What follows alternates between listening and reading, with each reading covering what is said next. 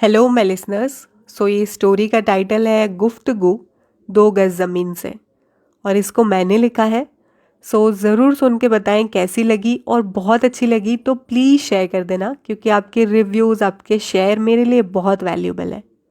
सो अब शुरू करते हैं। विनय बस की खिड़की के साइड अपनी ठोड़ी टिका के बैठा था। आज उसे पूरे 1 हफ्ते हो गए थे अम्बाला में। अक्सर वो बस में बैठे खिड़की के बाहर जो बादल दिखते उनसे अपनी मन की बातें साझा करता रहता। दोपहर के 4 बज रहे थे। आज वो ऑफिस से जल्दी जा रहा था अपने रूम पे, और उसकी कोई फील्ड रिपोर्टिंग भी कैंसिल हो गई थी। वो मन ही मन बादल को देखते सोच रहा था अब वो अपने बाकी का समय अकेले रूम में बिताएगा कैसे। और बादल उसकी बातों को बिना भाव दिए बस खिसके जा रहे थे। उसका ध्यान फोन कॉल से टूटा। देखा तो मम्मी थी। उसने उठाया और जैसे वो जानता था कि माँ क्या बोलेंगी तो बिना हेलो बोले बस सुने जा रहा था। वहाँ से माँ ने कहा, विनय तू एक बार बात तो कर ले उनसे। बेटा गलती किससे नहीं होती। जब बच्चे गलती करते हैं तो माँ बाप नादान समझ के भूल जाते हैं। तो यही माफ़ी की उम्मीद माँ बाप भी करते हैं बेटा। माना तेरे पापा के विचार तुझसे नहीं मिलते। उन्होंने तुझे बांधना चाहा। तेरी इच्छा क्या थी ये सोचे बगैर फैसला ले लिया।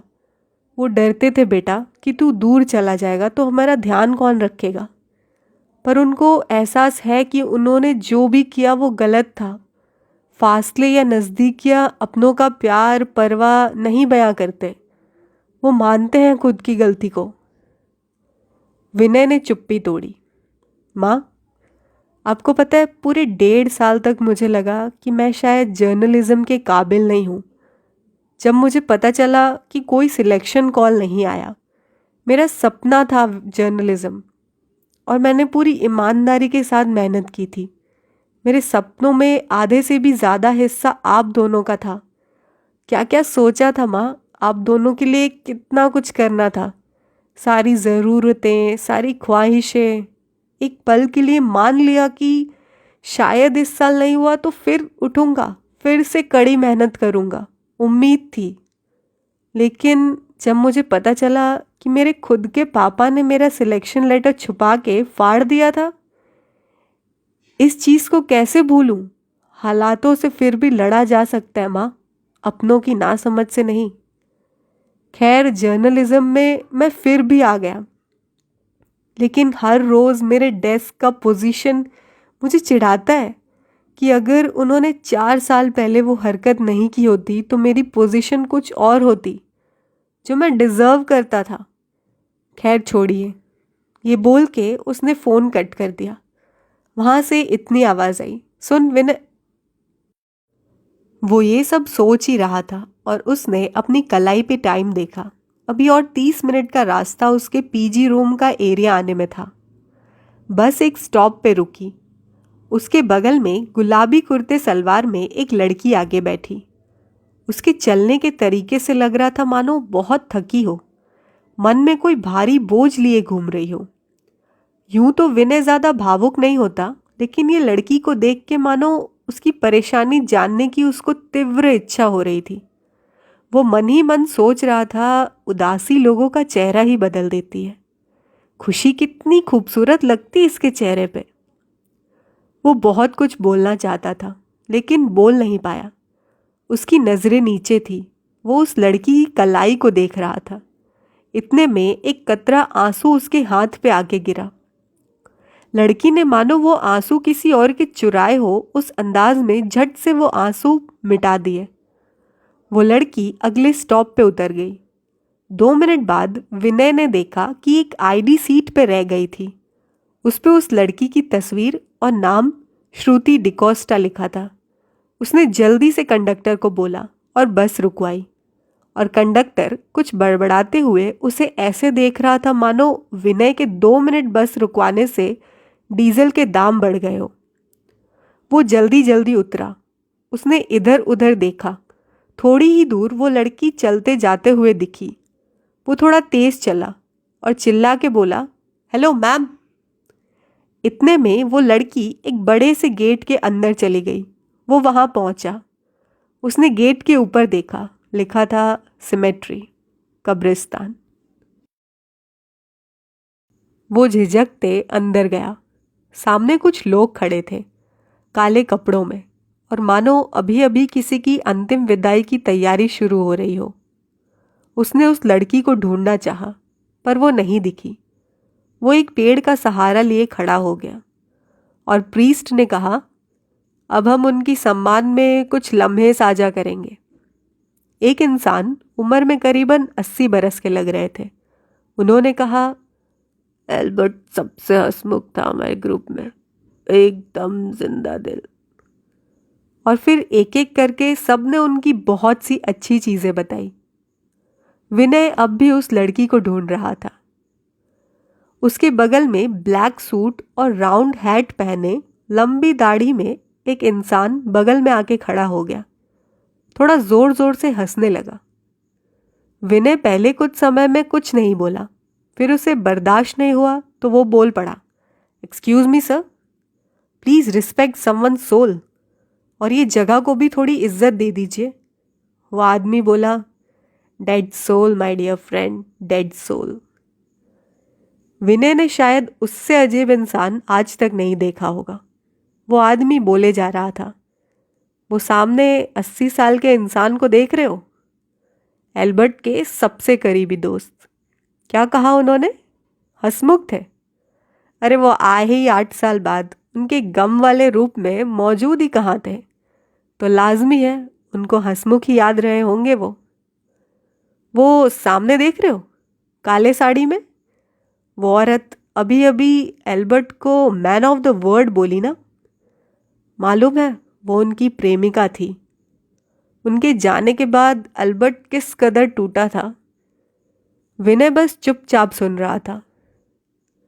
वो लड़की जो बस में मिली थी, वो बस अभी अभी आई और भीड़ का हिस्सा बन गई। वो बस रोए जा रही थी। बाजू में खड़ा हुआ इंसान बोला, वो देखो उनकी बेटी। उनका रिश्ता इतना करीबी नहीं था और बरसों से ठीक से बात भी नहीं हुई थी। एल्बर्ट बोल रहा था। आखिरी बात पे कुछ लड़ाई हुई और श्रुति बोली, आई विश आपसे कभी बात ना हो मेरी। और देखो, अब बस सोच रही होगी कि कैसे भी करके एक बार आखिरी बार बात हो जाए। माय डियर फ्रेंड, इंसान को पूरा हक है लड़ने का, झगड़ने का, पर वो क्यों नहीं खुल के बयां कर पाता?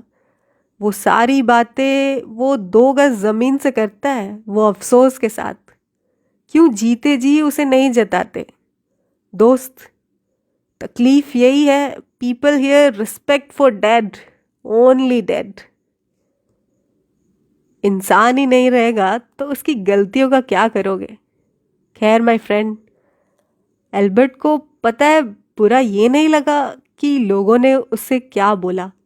असल में तकलीफ इस बात की है, उसे एक मौका नहीं दिया गया ठहर के उसकी बात सुनने का। एल्बर्ट भी बहुत कुछ बोलना चाहता था, खासकर अपनी बेटी से। उसने उसका दिल दुखाया था, मानता था वो, लेकिन एक माफ़ी स्वीकार करने का हक ज़रूर रखता था।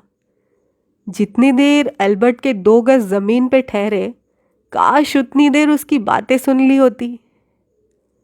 एल्बर्ट अपनी बेटी को भी बोलना चाहता था कि वो उससे बहुत प्यार करता है।